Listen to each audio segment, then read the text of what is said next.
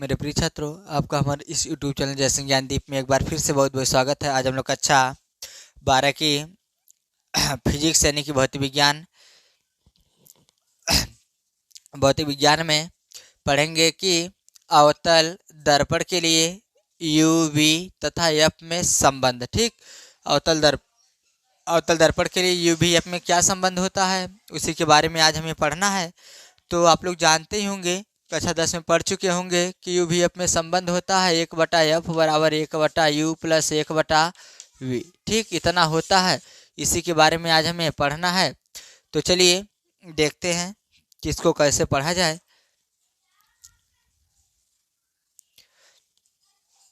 तो सबसे पहले हमें एक अवतल दर्पण का फोटो बनाना होगा।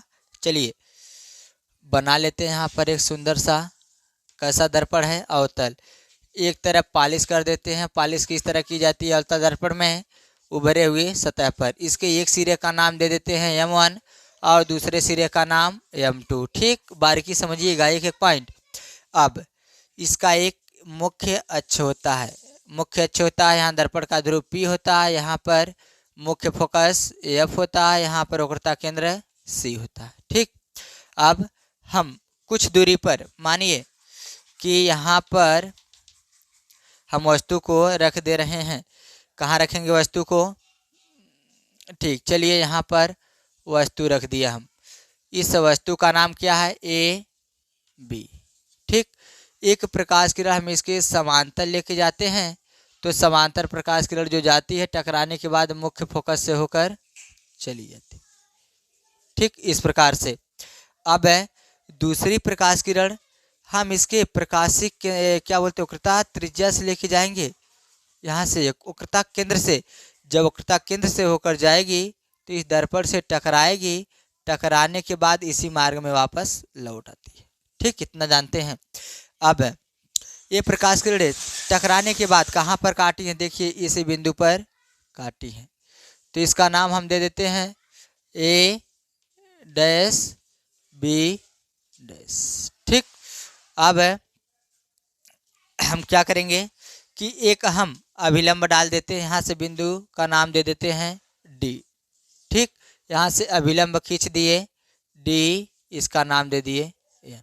ठीक, इतना काम हमें करना है। इतना काम हो गया। अब अगर इसका नाम लिखा जाए, इस वस्तु से, ठीक, इस वस्तु से दर्पण के ध्रुव के बीच की दूरी कितना होती है? वस्तु से दर्पण के ध्रुव कहाँ पर मिलेंगे? ठीक, यहाँ पर मान लीजिए मिल जाएंगे। ध्रुव के बीच की दूरी कितना होती है भैया? -u। ठीक, और यहाँ वक्रता त्रिज्या से यहाँ दर्पण के ध्रुव के बीच की दूरी कितना होती है? इनके बीच की दूरी होती है v। किस में होगा?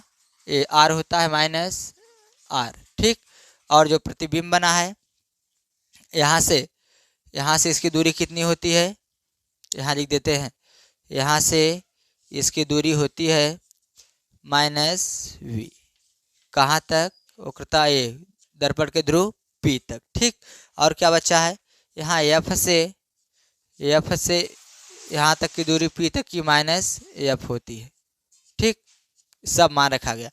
अब क्या करेंगे कि एक बार यहाँ से देखिए, त्रिभुज A B C से और A dash B dash C dash से हम हल करेंगे। चलिए माना होना इसको कैसे लिखेंगे? चलिए पहले माना समझ लेते हैं कि माना M1 M2 कोई अवतल दर्पण है जिसके मुख्य अक्ष पर, ठीक, जिसके मुख्य अक्ष पर दर्पण के ध्रुव P से u दूरी पर एक वस्तु AB रखी है। क्या बोलेंगे कि माना M1 M2 कोई अवतल दर्पण है जिसके दर्पण के ध्रुव से मुख्य अक्ष पर, ठीक, नहीं सॉरी, दर्पण के ध्रुव से u दूरी पर मुख्य अक्ष पर AB एक वस्तु रखी है जिसका प्रतिबिंब, ठीक, जिसका प्रतिबिंब दर्पण के सामने C और F के बीच में A डैश B डैश बनता है। ठीक, और यहाँ वस्तु से दर्पण के ध्रुव के बीच की दूरी u और इसके और दर्पण की वक्रता केंद्र से दर्पण के ध्रुव के बीच की दूरी स्मॉल r और मुख्य फोकस से p की दूरी स्मॉल f और प्रतिबिंब से v की क्या बोलते हैं दर्पण के ध्रुव की दूरी v। ठीक, आप चलिए हल करेंगे कि एक बार त्रिभुज ए बी सी और ए डैश बी डैश सी में। ठीक, यहाँ पर लिखेंगे हम क्या लिखेंगे, त्रिभुज ए बी सी तथा त्रिभुज ए डैश बी डैश सी से। ठीक, इतना त्रिभुज कहाँ है, ए बी सी तथा ए डैश बी डैश सी। देखिए ये दोनों त्रिभुज एक ही प्रकार के लग रहे हैं कि नहीं, ए बी सी। ठीक, यहाँ से पकड़िए, बी डैश ए डैश सी, दोनों कैसे त्रिभुज हैं, एक ही रूप के हैं, इसको हम बोलते हैं समरूप। जब समरूप त्रिभुज होते हैं तो इसका नियम क्या होता है, देखेंगे आगे। यहाँ लिखेंगे समरूप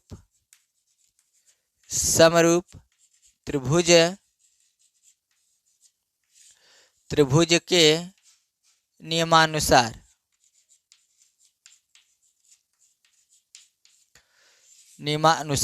समरूप त्रिभुज में क्या होता है कि जो इसका लंब होता है, क्या होता है भैया, लंब है, इसके लंब में इसके दूसरे वाले त्रिभुज जो समरूप होता है उसके लंब से भाग दिया जाता है। तो इसका लंब कितना है, ए बी बटा उसका लंब देखिए कितना है, ए डैश बी डैश बराबर इसका आधार दोनों होता है सेम टू सेम। इसी प्रकार आधार कितना है, ए सी, इसका आधार ए डैश सी, ए सी बटा ए डैश सी, इसको मान लेते हैं समीकरण 1।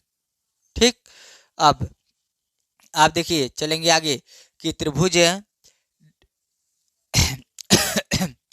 डी एन एफ और ए डैश बी डैश एफ से पुनः लिखेंगे यहाँ पर, पुनः त्रिभुज वहाँ से डी एन एफ तथा त्रिभुज कौन है, ए डैश बी डैश एफ से। ठीक, इतने से अब फिर से वही समरूप त्रिभुज के नियमानुसार क्या मिलेगा हमें, समरूप त्रिभुज के नियमानुसार। ठीक, नियमानुसार समरूप त्रिभुज, इसमें देखिए उसका लंब क्या है, डी एन, क्या है, डी एन बटा इसका लंब क्या है, ए डैश बी डैश बराबर उसका आधार क्या है, एफ एन और इसका आधार कितना है, ए डैश एफ। ठीक, अब क्या करेंगे इसमें कि इसका जो मान है इसको हम मान लेंगे समीकरण 2। ठीक, 2 मान लिए।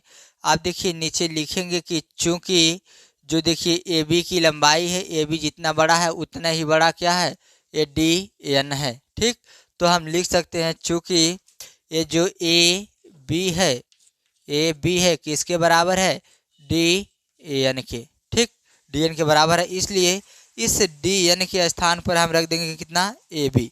चलिए आगे चलते हैं।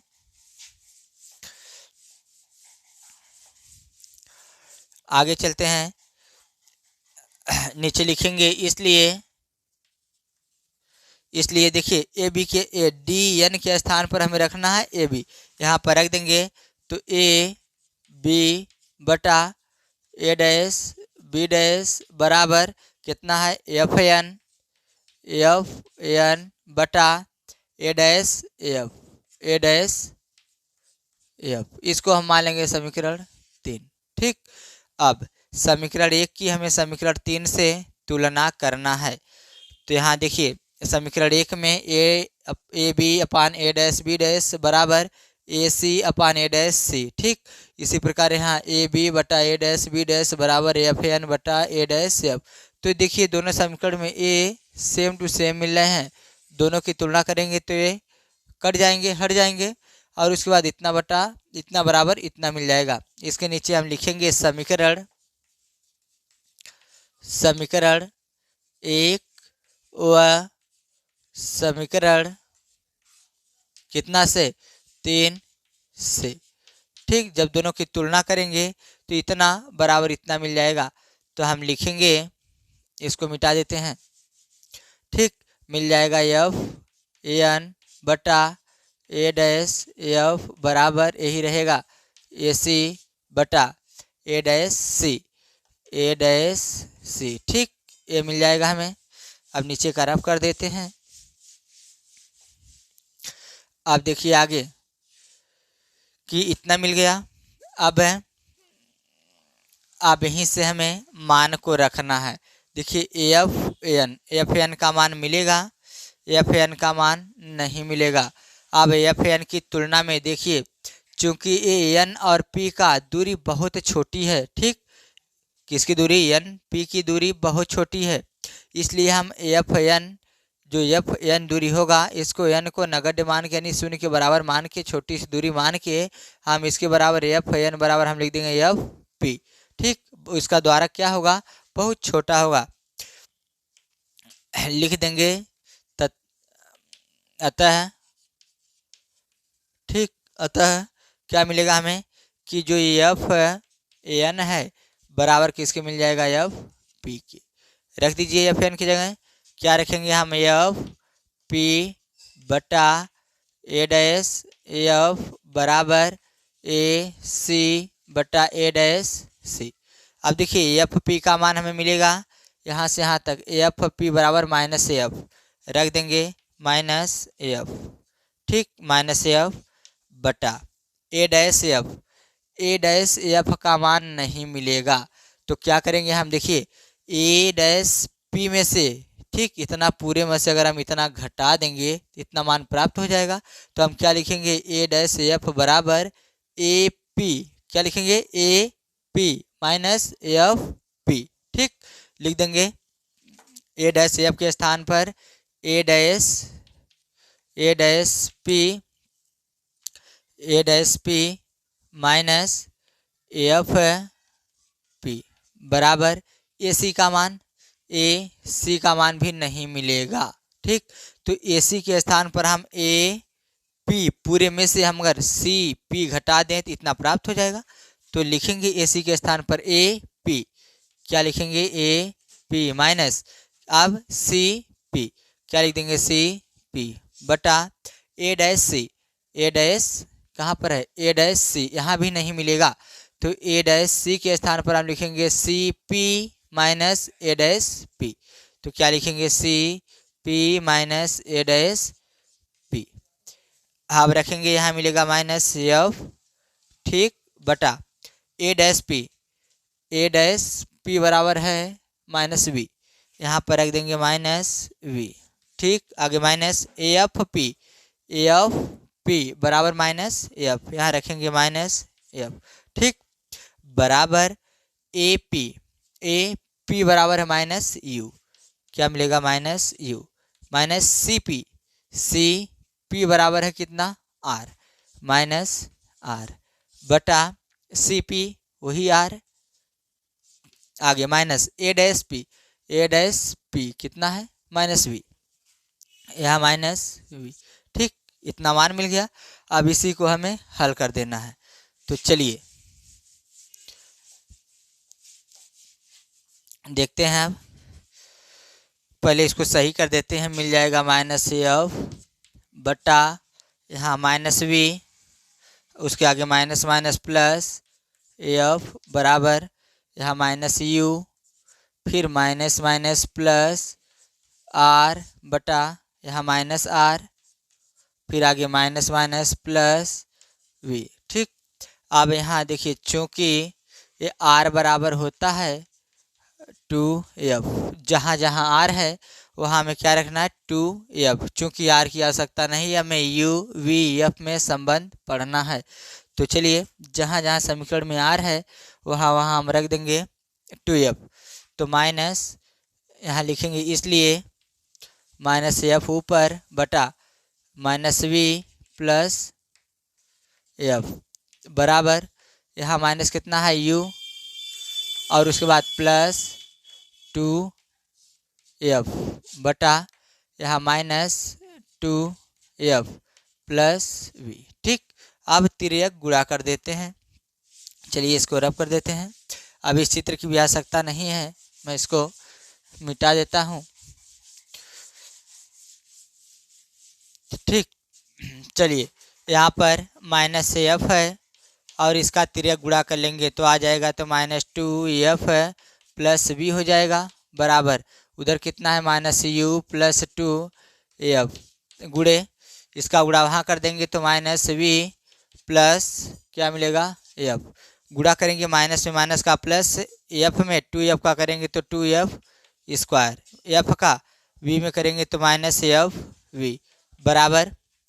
अब इधर u का v में करेंगे तो minus minus plus u v, इसी u का f में करेंगे तो माइनस u f, फिर 2f का v में करेंगे तो माइनस 2f v, फिर 2f का f में करेंगे तो प्लस 2f स्क्वायर। देखिए 2f स्क्वायर कैंसिल, यहाँ बचेगा माइनस एफ वी बराबर u v minus u f और माइनस 2f v। ठीक, तो इस 2f v को इस पर लाइए तो माइनस एफ वी पहले से है, ये आएगा इधर तो प्लस होगा 2f v बराबर u v minus u f। अब देखिए 2f v में से एक के घटा देंगे तो मिलेगा हमें सिर्फ f v बराबर u v minus u f, इतना मिल गया। अब क्या करेंगे कि दोनों पक्षों में u v f से भाग देंगे समीकरण के दोनों पक्षों में u v f से भाग देने पर, चलिए इधर कितना है एफ वी, इधर भी भाग दे देंगे यू वी एफ से बराबर उधर कितना है U V minus U F, भाग देंगे किसके यू वी एफ से, अलग अलग कर देंगे। देखिए यहाँ वी से वी कट जाएगा, एफ से एफ बचेगा 1/u बराबर इधर अलग अलग बटे करेंगे तो यू वी बटा you V F minus U F बटा यू वी एफ, तो यहाँ u से u और v से b कट जाएगा, फिर यहाँ u से u और f से f, क्या बचेगा इधर 1/u बराबर 1/f माइनस 1/v, v को इधर लाएंगे इसके साइड में जुड़ जाएगा, उधर बचेगा 1/f तो बराबर 1/u प्लस 1/v। यही होता है अवतल दर्पण के लिए u v f में संबंध। ठीक, तो मुझे उम्मीद है कि यह वीडियो समझ में आया होगा अच्छी तरह से। ठीक इसी प्रकार, ये तो मैंने अवतल के लिए बताया, ठीक इसी प्रकार एक होता है उत्तल का, उत्तल दर्पण द्वारा प्रतिबिंब में उत्तल दर्पण के लिए यू वी एफ में संबंध। ठीक, तो इसको अगले वीडियो में देखेंगे, चूँकि डेरिवेशन काफ़ी बड़ा है, लम्बा है, इसलिए एक वीडियो में बस एक ही डेरिवेशन किया जाएगा। अब अगले वीडियो में फिर मिलेंगे इसी का सेम टू सेम उत्तल दर्पण के लिए यू वी एफ में संबंध। तब तक के लिए धन्यवाद।